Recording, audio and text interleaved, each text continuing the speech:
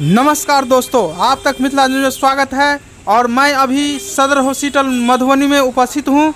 जो यहाँ पे नाला बना हुआ है, जो यहाँ पे घोड़ा ने घास चरते चरते अचानक से नाला में गिर जाता है।